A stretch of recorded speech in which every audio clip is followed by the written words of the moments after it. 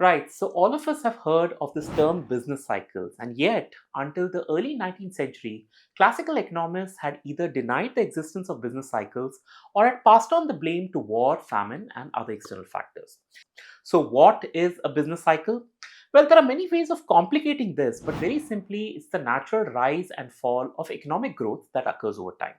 Think of it like our emotions. We are happy, sad, okayish, grumpy.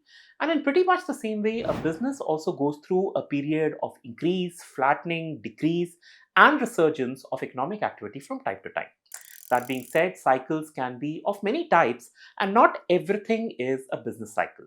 So, more focused definition of this is an expansion or contraction in sales, an increase or decrease in margins, and thirdly, optimism or pessimism in business expectations, which is best defined in terms of the ongoing capital expenditure. Interestingly, there are sectors within sectors, and every subpart can be a world in itself. For instance, if, say, the auto sector is doing well, it doesn't mean the two wheeler market is thriving, or if the healthcare sector is expanding, it need not mean the CDMO or the API part of it is also doing well. So, there are these finer points that I'll try to put across in this video as we also examine the concept in greater detail.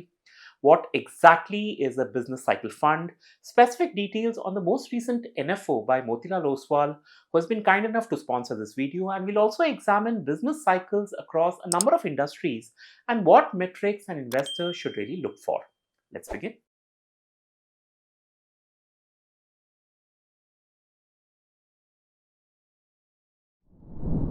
All right, so how does a business cycle work? Typically, it begins with businesses ramping up production due to increased growth rates, which is the expansionary phase, and this continues until the circumstances change, causing the demand and therefore production to slow down by when the economic contraction phase sets in.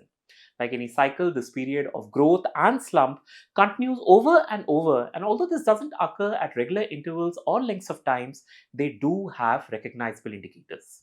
For instance, the production capacity, our plants, factories, and mills are often running at full capacity during expansion, while a lot of it is left unused during contraction. Likewise, consumption is high and consumer sentiments are strong during the growth phase, while a recessionary period is marked by waning consumption and consumers opting to delay their purchases.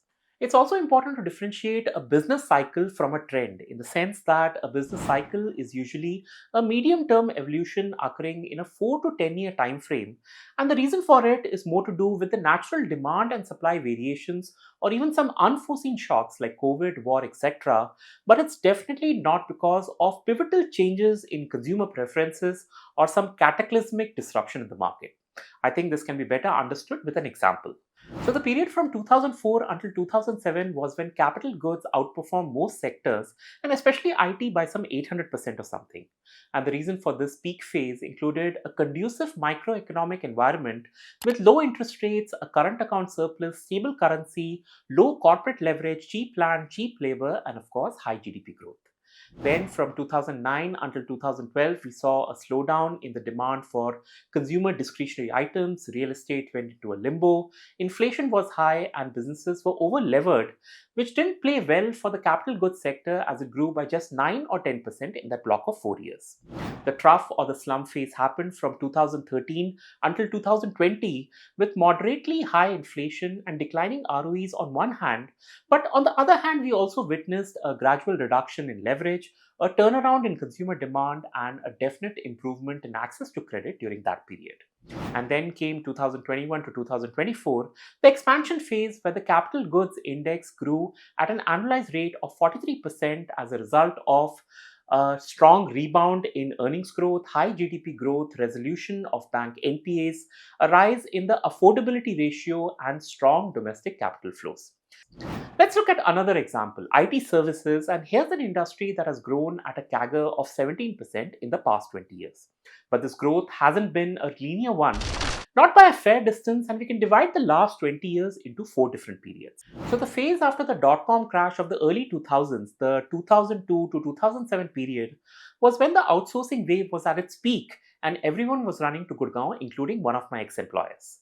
From that period of 30-35% growth, we witnessed a relatively sedate 15% growth from 2010 until 2015 as offshoring continued and Indian IT players became key strategic partners for global enterprises.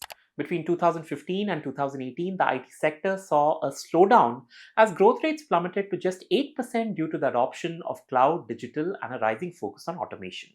And like a phoenix rising from its ashes, IT's expansion phase restarted from 2021 onwards as the sector embraced AI, automation, and made big investments into digital skills. Similar patterns can be seen in a bunch of other industries, something I'll discuss more broadly in the last section of this video. But the bigger picture is that the broader economy, sectors, and even subsectors generally move in cycles, and the understanding of when it starts, when it ends, and more importantly, what to look for can be an investor's most powerful asset, figuratively speaking. So, a typical mutual fund, large caps, flexi caps, focus funds, and even thematic funds like FMCG, IT, auto, banks, etc. Well, these funds generally have a static investment strategy, often focusing on a particular sector or the size of companies. That's where a business cycle fund is different, as its primary goal is not to work around a single sector or a particular size, but it is to be agnostic to everything and to focus entirely on actively adjusting its holdings based on the economic climate. This approach requires these funds to be flexible, sector agnostic, diversified, very research oriented, all with an intention to offer investors exposure to those sectors that are expected to perform well during the current economic phase, potentially leading to better returns. Understandably, there are risks to all of this, and underperformance is definitely possible if a certain investment thesis goes wrong or if the business cycle takes a longer than expected time to play out. Now, the business cycle category is not new, and there are currently 13 active mutual fund schemes, with this new one by Motilal Oswal on its way. It's not a small category either, with AUMs totaling a little over 28,000 crores as of June of this year. I even studied these schemes, and what was interesting to see is that these funds had a very distinctive way of looking at business cycles. Okay, so some funds were more keen on investing in long term mega themes, so things like climate change, made in India, financialization of savings, urbanization, etc. Some other funds were very focused on the macro stuff: fiscal deficit, purchasing manager index, global policy outlook, interest rates, and things like that. A third category of business cycle funds used a combination of top down and bottom up approach. So you look at the phase at which the economy and the business is at in, and you also do the micro stuff, that is industry analysis, company positioning, competitive advantage, growth prospects, etc. And then there are certain schemes that use smart beta, factors like value, momentum, quality, etc., to spot business cycle trends. So every fund has their own way of going about this, but essentially everyone's trying to assess the four stages, that is expansion, peak, contraction, or trough, at which stage different sectors and industries are at, with the goal of investing in companies slash sectors which have started rising from the slump phase towards growth and are exiting companies that are declining from their peak moment. Understandably, the fund manager's strategy, tracking, agility, and conviction plays a big part in how a business cycle fund performs. So, I guess selecting from this category of funds is more to do with selecting a fund manager in terms of his or her experience, past record, etc. So, do have a look at that before finalizing your pick. Which brings me to the newest kid on the block, the Motilal Oswal Business Cycle Fund. This fund, like all others, looks to capitalize on the upgrade and downgrade earnings cycle of different sectors and businesses.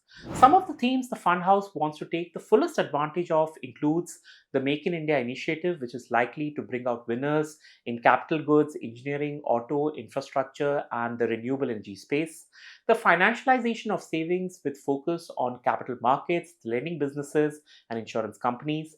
Urbanization that includes travel, hospitality, luxury goods, etc. Then there's technology, telecom, healthcare, and others. Motilal Oswal has a strong track record, a disciplined investment process via its QGLP framework, and proven expertise over many years in spotting the right sectors at the right time in a business cycle, which is what we as investors are looking for. Oh, yes, the fund house understands the risks involved, and by the way, the riskometer labels the scheme as very high risk, which is understandable. So, to build in consistency and sustainability of performance, Motilal Oswal has put in maximum and minimum stock exposure limits. Even sector sizing has been employed. The portfolio size is capped to 35 stocks, which gives the scheme focus and diversity. Proprietary triggers are in place for stop loss and profit taking. There's no entry load here, but there is an exit load of 1% if units are redeemed prior to 3 months from the date of allotment, with an exception made when switching to other schemes. One can start investments for as little as 500 rupees, and as is the case, the Motilal Oswal Business Cycle Fund NFO is currently open for subscriptions, so do hurry because that window closes very soon on the 21st of the month. For your benefit, I have attached the links to some literature and documents in the video's description. Okay, here's an interesting question. Are business cycles predictable? I'm sure a majority of people will say no, it's extremely unpredictable.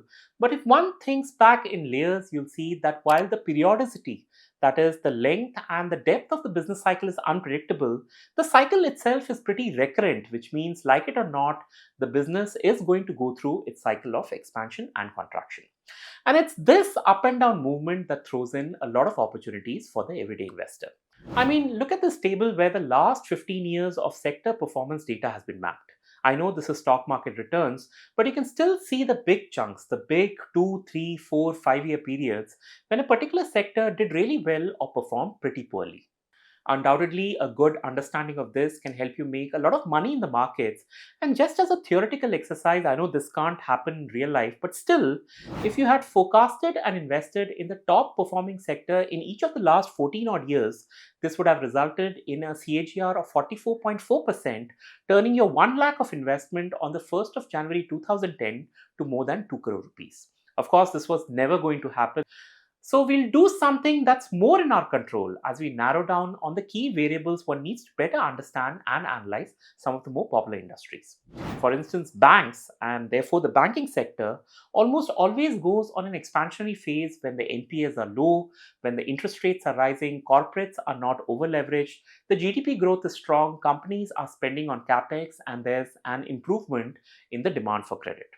Now, of these 6 variables, 5 of them are visible in the current scenario, which means we are still in a growth phase, and why many experts are very optimistic of the banking sector. Likewise, the real estate sector is also in a sweet spot, or at least it was in a super sweet spot a year or two from now, with good long-term demand for housing and commercial properties. The fact that this happened when the interest rates were high is quite remarkable. So while on one end we have a good situation with developers sitting on a sizable order book and interest rates likely to come down starting from next year or maybe even the next quarter, but on the other hand, very high property prices can put a dent in demand, building some downward pressure for the sector. It's this balance one needs to watch out for when understanding the real estate sector. Similarly, for the aviation sector, the construction of 75 new airports in the last 10 years has been a major shot in the arm, and complementing factors one needs to look out for includes fuel prices, global travel restrictions, and of course the availability of skilled manpower. Understandably, the FMCG sector expands as the economy grows, as there is more urbanization, and more importantly, when the country's per capita income rises, leading to a greater demand for items like premium soaps, branded food items, and personal care products. The best way to understand this is, of course, by tracking the volume growth across the many consumer good categories.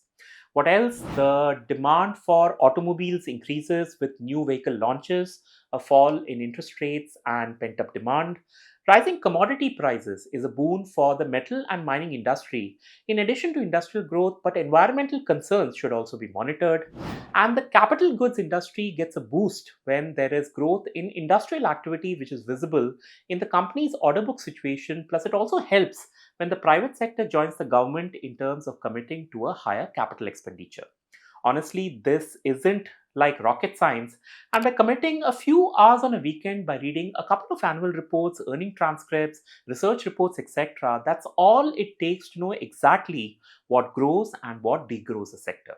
I sincerely hope you'll take out some time for this, or else you can always opt for a mutual fund. But the bigger point is there is nothing called linear investing. Everything moves in cycles, and an understanding of where it peaks and where it slumps can be the difference between your portfolio growing by 10% or by 25%. If you haven't been thinking on these lines, I'll urge you to do so now. And if any of your research throws up some interesting stories, please email me your detailed analysis at this email ID here. I'd love to read them. Thank you for your time. Do subscribe to my newsletter. Do like this video, and I'll see you very soon. Until then. Mutual fund investments are subject to market risks. Read all scheme-related documents carefully.